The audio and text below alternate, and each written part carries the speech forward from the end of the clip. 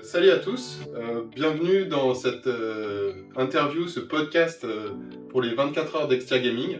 Et aujourd'hui on reçoit Valentin. Salut Valentin. Salut Arnaud, comment Enchanté vas-tu? de te recevoir donc, dans la super salle de e-sport de gaming d'Extia. Aujourd'hui l'idée c'est de recevoir Valentin et qu'il nous présente l'association Team Vez avec laquelle on va travailler. On est sur le mois du handicap, on va donc travailler pour le mécénat de compétences avec l'inclusion et le handicap. Et donc c'est pour ça qu'on reçoit Valentin aujourd'hui, puisqu'il a plein de choses à nous dire sur ce sujet-là. Est-ce que tu peux te présenter un petit peu et puis nous raconter un petit peu ton parcours personnel ou professionnel comme tu veux? Yes, alors du coup, moi je m'appelle Valentin Francavilla, je suis actuellement kinésithérapeute en pédiatrie, donc je travaille avec des enfants tous les jours qui ont des pathologies diverses, mais c'est pas mon premier métier, j'ai été avant ça ingénieur dans l'aéronautique. Et donc j'ai fait un gros virage à 30 ans après une petite crise de la trentaine pour pouvoir devenir ingénieur, enfin kinésithérapeute, donc je suis retourné sur les bancs de l'école. Et donc je suis actuellement kinésithérapeute en libéral. Et donc je pense que ce métier il est un peu en lien aussi avec ce que je fais à côté, puisqu'il y a 13 ans j'ai commencé une activité sportive donc, avec mon petit frère Théophile qui est atteint de polyhandicap, donc une pathologie qui regroupe tout un tas de problématiques. Et donc lui il est atteint d'une paralysie cérébrale qui a provoqué chez lui une surdité quasi complète, une cécité partielle et du coup une incapacité à se déplacer tout seul. Par contre il peut le faire si on l'aide. Et donc nous on a choisi une activité très facile qui est le triathlon où je le trimballe avec moi dans des aventures. Donc on a commencé en 2013, donc un peu avant que je fasse ma reconversion professionnelle qui je pense est un peu en lien. Et donc on a commencé par des petites courses, des 5 km, des 10 km, des semi-marathons, et puis aujourd'hui on se retrouve à faire des Ironman, donc les triathlons de l'extrême a priori les plus difficiles de la planète. D'accord, et j'ai cru comprendre là que bientôt il va se passer quelque chose, notamment en Nouvelle-Zélande, je crois. Ouais, c'est ça. Après 13 ans de pratique et surtout plusieurs Ironman à notre actif, on a été drafté, on a été qualifié pour les championnats du monde Ironman 73, qui se tiennent en Nouvelle-Zélande le 15 décembre prochain. Donc là, à l'échelle d'aujourd'hui, c'est dans 3 semaines. Et donc, on est le premier binôme français et même européen à être qualifié sur ces championnats du monde. C'est une première historique et surtout c'est au bout du monde, donc c'est vraiment une aventure tellement incroyable, autant sur le plan humain mais sur le plan logistique aussi. Ça va demander une adaptation particulière, on en reparlera certainement, mais pour le matériel, l'envoyer là-bas, etc. Donc c'est une vraie chance qu'on a aujourd'hui de pouvoir participer à ces championnats du monde. C'est vraiment trop cool. C'est des valeurs qui sont partagées par Extia. Nous, le sport, c'est vraiment une qualité qu'on essaie de mettre en avant parce que c'est le bien-être au travail.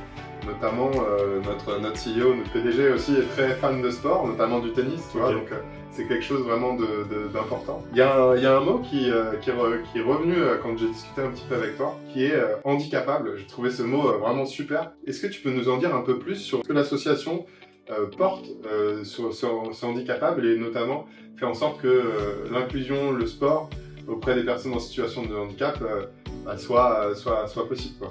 Yes, alors déjà pour resituer, avec Théophile, ma famille et nos proches, ça fait plusieurs années qu'on part un petit peu partout dans le monde, en Europe, etc.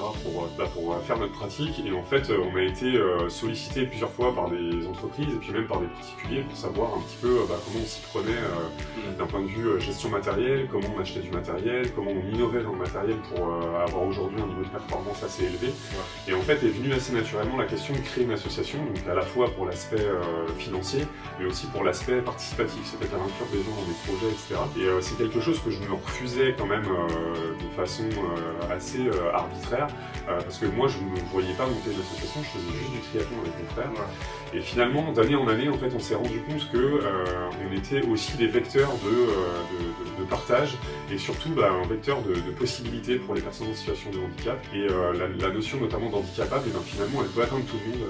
Chaque personne en situation de handicap peut pratiquer une activité, elle est capable de faire des choses, qu'elle soit seule ou qu'elle soit accompagnée. Et donc, du coup, on a créé l'association dans ce cadre-là. Et l'objectif de l'association, c'est à la fois de soutenir, nous, notre propre recherche et innovation sur le matériel qu'on utilise pour arriver à un niveau de performance optimale, mais aussi soutenir des projets d'envergure et donc acheter du matériel pour d'autres associations qu'on pourrait prêter, mettre à disposition par exemple, à la fois aider des binômes ou en tout cas des des groupes qui souhaitent investir dans du matériel ou dans de l'innovation aussi, mais qui ne serait pas la même que la nôtre, qu'on pourrait soutenir aussi. Et il y a un autre projet, donc on en parlera certainement, mais qui est pour le coup de créer un site internet. Donc ça c'est quelque chose que moi j'ai en tête pour faire du lien entre les personnes en situation de handicap, les personnes athlètes valides qui voudraient accompagner des personnes en situation de handicap, mais aussi faire de la gestion entre quel matériel j'utilise, est-ce que je peux pas avoir, par exemple j'habite en Bretagne, est-ce qu'il n'y a pas une asso en Bretagne qui utilise un vélo ou une poussette que je pourrais leur emprunter pour des entraînements, et faire un peu de l'action one shot comme ça. Et donc c'est un vrai projet qui me tient à cœur, autant que le projet d'acheter du matériel et de le prêter, mais qui pose des questions évidemment éthiques parce qu'il y a des personnes en situation de handicap, et qui pose aussi des questions pratiques parce qu'il faut savoir faire un site internet, et ça clairement on ne sait pas faire. Ouais, donc effectivement l'idée c'est qu'après nous on t'accompagne aussi sur cette réalisation de sites web, donc par le biais du mécénat de compétences, te proposer des collaborateurs qui pourraient dans un premier temps faire un peu un travail de PO et de récupérer ton besoin. Ensuite, peut-être réaliser une maquette avec des UX designers. Et puis à la fin, peut-être développer ça, mettre en œuvre tout ça pour pouvoir t'accompagner là-dessus. Et j'ai une petite question concernant le matériel dont tu parlais là, parce que c'est de la curiosité pure et dure. Mais donc là, les équipes de gamers vont œuvrer pour essayer de collecter un maximum de sous pour pouvoir soutenir ton association. Combien ça coûte à peu près un vélo, adapté, une espèce de... Enfin, je sais pas, de poussette, de poussette, j'imagine que c'est archi léger quand même. Ouais, c'est ça. J'imagine que c'est technique, quoi. Ouais, exactement. En fait, il y a plusieurs problématiques. Ça dépend le niveau qu'on veut atteindre. Aujourd'hui, on est dans un niveau de performance, je pense, maximal. Chez nous, on est, quand on est qualifié au championnat du monde, on a des records du monde sur les formats Ironman longs, Ironman sur les Alpha Ironman, sur les formats olympiques. Donc nous, on a vraiment un niveau de performance qui est très élevé. Et du coup, ça nécessite d'avoir du matos adapté. Et donc, pour un exemple, le vélo, c'est un vélo qui a un châssis titane et carbone qui coûte 10 000 €. Il faut rajouter dessus une coque ultra light pour pouvoir minimiser le poids, parce qu'évidemment chaque gramme compte quand on fait des 180 km de vélo par exemple. Et du coup, ça c'est pareil, c'est des coques qui coûtent plus de 10 000 €, donc rien que le vélo on en a déjà pour presque le prix d'un appart à Auxerre, on va dire. Ensuite, il y a la poussette effectivement, donc là on a de la chance, c'est une entreprise française, donc c'est quelque chose qui est assez léger, c'est du tissu, c'est de l'alu, mais c'est quand même, il y a une conception derrière. Pour le vélo, pour la natation, c'est pareil, il faut trouver le bateau, faut faire des essais, etc. Donc c'est quand même assez itératif. Mais ça, c'est pas ce qu'on fait du haut niveau. Au niveau amateur, il y a quand même moyen de trouver des poussettes aujourd'hui qui sont quand même abordables, mais c'est quand même pas loin de 5 000 €. Les vélos, c'est tout de suite assez élevé parce qu'en fait, c'est des adaptations un peu particulières à chaque type de handicap, à chaque type de personne, en fonction du poids, de la taille, etc. Donc il faut compter entre 5 et 10 000. Donc c'est vraiment des budgets hyper importants pour aller simplement faire une sortie course à pied ou simplement faire une sortie vélo sans même penser au championnat du monde. J'imagine. Et j'imagine aussi que tu es sollicité par d'autres personnes qui font comme toi, ou du moins qui aimeraient faire comme toi. Comment ça fonctionne, quelle importance, j'imagine, tu apportes au type de partenariat que tu peux avoir comme avec Extia. Comment tu t'en sors, parce qu'effectivement ça coûte cher. Tu es sollicité par combien de personnes aussi? Ça c'est vraiment de la curiosité aussi. Alors en fait, étonnamment, on a beau avoir des performances hors du commun, actuellement avec Théophile on est les meilleurs de la planète. C'est incroyable. Étonnamment, on n'est pas tant sollicité que ça, c'est plutôt l'inverse, c'est plutôt nous qui allons vers les entreprises. Et jusqu'à maintenant, on a eu du bol, c'est que ça s'est fait de copain en copain, on va dire. C'est plutôt des entreprises familiales, ou en tout cas des entreprises dans lesquelles des personnes qu'on connaît travaillent. Et du coup, ça met une certaine proximité. Et ça, c'est vraiment quelque chose qui m'intéresse et qui m'importe. Et c'est aussi pour ça qu'à la base, je voulais pas créer d'association. Parce qu'en fait, les fondements de notre relation avec Théophile, c'est des fondements familiaux. C'est une relation humaine, sincère, pleine d'émotions. Et si on n'a pas des entreprises qui partagent ça, et c'est très dur de trouver des entreprises qui partagent ça, parce que finalement on les connaît pas tant que ça, moi je suis pas prêt à me vendre à n'importe qui. Et donc du coup, trouver des fonds, quand à la fois on veut toutes ces contraintes-là, c'est hyper compliqué. Et c'est pour ça que jusqu'à maintenant, on faisait quasiment la totalité de nos projets en financement participatif, parce que du coup c'est des individus uniques qui viennent, qui mettent une partie de leur argent propre qu'ils ont gagné en travaillant pour pouvoir nous soutenir.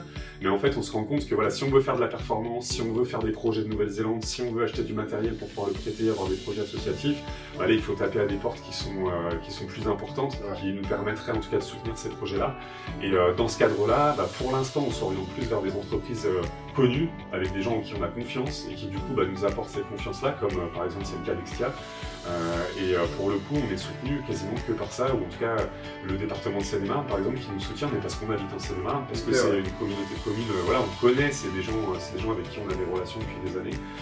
Donc ça se base essentiellement sur ça, essentiellement sur de la relation de confiance et de l'émotion aussi, parce que vraiment c'est important, voilà, de rencontrer les gens, de partager des choses avec eux et qu'ils intègrent le projet de la Team Wes, parce que c'est un projet humain avant tout et c'est pas un projet de business. Et l'association elle est basée clairement sur ça.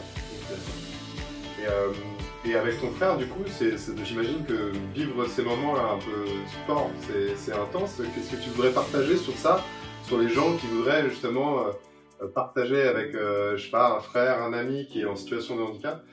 Quel sentiment t'as quand tu fais ça avec ton frère, quand tu fais ce sport avec ton frère? Et ben moi je prends conscience qu'avec Théophile c'est une aventure incroyable, mais qui reste une aventure entre frères avant tout, parce qu'on a du lien pendant la course, on peut se toucher, moi je lui donne à manger, je lui donne à boire, etc. Mais il y a toute l'avant-course, il y a toute la pré-course, tout ce qui gravite autour même des entraînements et tout ça, c'est vraiment ça qui m'intéresse. Moi presque, je pourrais ne pas faire de course, je pourrais ne pas être visible sur les réseaux sociaux, ça me dérangerait pas. Ce qui m'intéresse c'est vraiment faire du sport avec Théophile. Par contre, ce versant de partage, en fait, qui a été plus plébiscité par ma mère, c'est plus elle qui a voulu que je partage, qui a voulu qu'on en parle, qu'on fasse des reportages, etc., ou même des documentaires, parce qu'elle voit l'importance en tant qu'aidant de se dire finalement on peut faire des choses, et c'est un message qu'on véhicule malgré nous, et finalement maintenant grâce à nous il y a quand même des messages qui passent, notamment la notion d'handicapable. Théophile c'est un polyhandicap assez lourd, mais malgré tout il fait des Ironman, on se dit c'est improbable quoi. Et du coup de pouvoir être visible comme ça, c'est ce qui nous permet aussi de vivre des aventures entre frères, parce que l'un va avec l'autre, maintenant c'est un cercle vertueux. Et donc du coup moi qu'est-ce que j'ai à dire aux personnes qui du coup voudraient faire ça, c'est attendez bientôt. On va avoir un truc avec Extia qui va sortir, ça va être incroyable. Et surtout, n'hésitez pas à nous contacter. Vraiment, moi je réponds à des dizaines et des dizaines de messages par an, par mois, de pères, de frères, de sœurs, d'amis qui justement voudraient s'y mettre, ne savent pas trop comment s'y prendre. Et moi je partage toutes mes connaissances, que ce soit sur le matériel, les plans du vélo, on les envoie gratuitement, les plans du... Enfin voilà, peu importe, en tout cas on balance toutes les infos qu'on a, parce que le but du jeu c'est vraiment, il y a de plus en plus de personnes qui se mettent à faire du sport, parce qu'on connaît les vertus du sport. Moi en tant que kiné c'est quelque chose que je prône tous les jours, et du coup il faut absolument mettre ça en avant, et d'autant plus avec de l'inclusion. Donc si on a la possibilité de faire ça avec des personnes en situation de handicap, faisons-le. Et si on veut le faire, si on veut partager une aventure et que c'est quelque chose de sensé, et allons-y, venez nous voir, toquez à notre porte, et il n'y a pas de souci. Et d'ailleurs on fait comment alors pour te contacter si on veut toquer à ta porte en attendant c'est ça. Et en attendant, vous pouvez tout à fait nous contacter sur Team Wes, donc TEAM espace WEZ, qui est le nom de notre page Facebook, de notre page Instagram. Et après, moi je peux, du coup, c'est moi personnellement qui réponds à tous les messages, parce que ça me tient à cœur de vraiment, toujours cette notion d'humain derrière l'informatique. Donc là c'est plutôt la partie réseaux sociaux, et puis après sinon il y a les mails et le téléphone qui sont toujours joignables. Pour des projets comme ça, c'est bien sûr. Nous j'espère qu'on pourra t'accompagner aussi sur ces thématiques-là, mieux qu'on peut, quoi, et de ce qu'on est capable de faire. J'imagine que Extia c'est peut-être pas ton seul partenaire. Est-ce que tu veux profiter de ce moment aussi pour parler des autres partenaires? Merci beaucoup, c'est vraiment sympa de ta part de nous laisser cette porte-là, parce qu'en fait, effectivement, Extia, c'est un gros partenaire pour nous. Mais voilà, on est soutenu par le département de Seine-et-Marne, et après, c'est principalement des petites PME ou des auto-entrepreneurs familiaux qui nous soutiennent. Je pense à ma compagne, par exemple, qui a un restaurant et du coup fait partie des sponsors. On a du coup son oncle qui est la SFT Fouquier, donc, qui nous soutient aussi. On a le département de Seine-et-Marne qui est un gros sponsor pour nous, une entreprise de peinture qui s'appelle Stravicino. Donc voilà, c'est vraiment des gens très très locaux. Les bouchons de l'espoir, donc que si on ne connaît pas, c'est ceux qui récupèrent les bouchons en plastique. On le fait chez Extia. Et faut se dire que ça vient directement mettre des fonds chez nous pour pouvoir soutenir les projets associatifs. Donc ça c'est vraiment extra, parce qu'en fait ces bouchons là ils sont transformés en plastique, qui du coup sont revendus, et on fabrique tout un tas de choses avec liées au handicap. Donc les bouchons de l'espoir, c'est une asso qui nous soutient depuis des années, qui a vraiment confiance en nous. Il y a vraiment un cercle vertueux aussi qui s'est mis en place. Et puis on a des partenaires. c'est vraiment, il n'y a pas tant de relations, on va dire, contractuelles, parce que c'est pas trop ma spécialité, enfin, c'est vraiment quelque chose de spécial. C'est par exemple Watakampa, qui est une entreprise de location de camping-car en Nouvelle-Zélande. Ils ont eu vent de notre projet, ils ont dit ok les gars, nous on vous soutient. Voilà, c'est ça, donc c'est incroyable parce qu'en fait il n'y a pas d'attente particulière, mais juste on adore ce que vous faites, on va vous aider les gars, ils nous aident, et puis là nous par rétribution, enfin je sais pas comment on dit ça, mais par échange en gros, on leur fait de la visibilité parce que c'est des soutiens pour nous quoi. Donc voilà, c'est un peu le cas d'Extia aussi, du coup c'est un soutien incroyable. C'est fou de pouvoir rayonner comme ça aussi à travers le monde avec les performances que tu as, et de pouvoir promouvoir l'inclusion du sport chez les personnes en situation de handicap. J'avais vu même une vidéo assez rigolote d'un Canadien, je crois, qui disait mais je comprends pas, il y a un mec qui passe avec un bateau à côté, mais non, en fait c'était toi qui nageais à côté, donc c'est quand même assez fou. Un peu pour conclure tout ça et dire que nous on est très fiers de pouvoir t'accompagner sur un projet global en fait finalement, donc on va dire du mécénat de manière générale, qu'il soit financier, en nature et ou de compétences, avec le site web notamment. J'ai vraiment hâte de pouvoir mettre tout ça en œuvre. C'est un sujet qu'on n'a pas trop abordé et peut-être terminer là-dessus. Qu'est-ce que tu penses toi du e-sport chez les personnes en situation de handicap? C'est peut-être quelque chose qui est plus accessible. Qu'est-ce que tu en penses toi? Clairement, t'as typiquement dit le mot qu'il fallait, l'accessibilité, c'est toujours ça. Le e-sport, pour moi, c'est pas parce qu'on n'a pas de dépenses physiques que en fait, ce qui compte, c'est le loisir avant tout, même après, sans penser professionnalisme ou perfectionnement. Juste, ça permet à des personnes, quelles qu'elles soient, peu importe la nature de la personne, juste on est à pied égal en fait. Moi je connais des tétraplégiques qui jouent à des jeux vidéo, qui sont champions du monde dans un jeu vidéo genre Minecraft, et le gars en dehors de ça il peut pas prendre sa douche tout seul, mais par contre il éclate toute la planète sur un jeu de console, donc je trouve ça incroyable. Et en fait là où vraiment je trouve que c'est plein d'espoir, c'est que aujourd'hui pour moi je vois un peu le e-gaming comme le Tour de France à vélo dans les années 60 là, quand ils avaient leur chambre à air. On est un peu au balbutiement parce qu'en fait il y a toutes je pense des compétitions etc qui sont nées, qui existent mais qui doivent encore je pense grossir, et je pense que ça va drainer après quelque part, un peu comme le handisport aujourd'hui, il y a des Tours de France handisport, et en fait ça va drainer aussi un petit peu tout ça avec. Et je pense que c'est plein d'espoir pour les personnes en situation de handicap, mais aussi pour les personnes valides qui, en fait, ils n'ont pas envie d'aller courir, ils n'ont pas envie de faire du vélo, ils n'ont pas envie de faire des Ironman. Et faites du e-sport, c'est très bien. Tu joues un peu, toi? Pas du tout, j'ai pas le temps. J'aimerais beaucoup, mais j'ai pas le temps. Écoute, merci beaucoup, je suis vraiment ravi de t'avoir reçu, et puis à très bientôt. C'est trop cool.